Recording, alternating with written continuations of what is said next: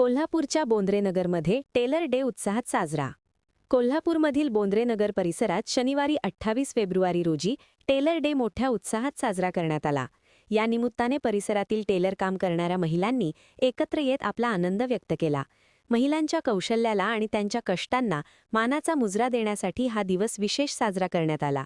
यावेळी महान कार्य चॅनलचे प्रतिनिधी विजय बकरे यांनी टेलर डे निमित्त बोंद्रेनगर परिसरातील टेलर व्यवसाय करणाऱ्या महिलांशी संवाद साधला.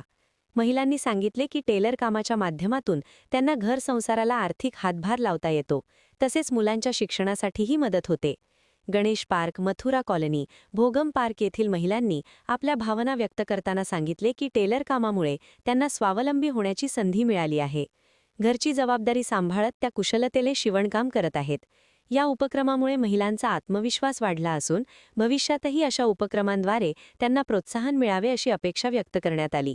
महान कार्य न्यूजसाठी विजय बकरे, कोल्हापूर.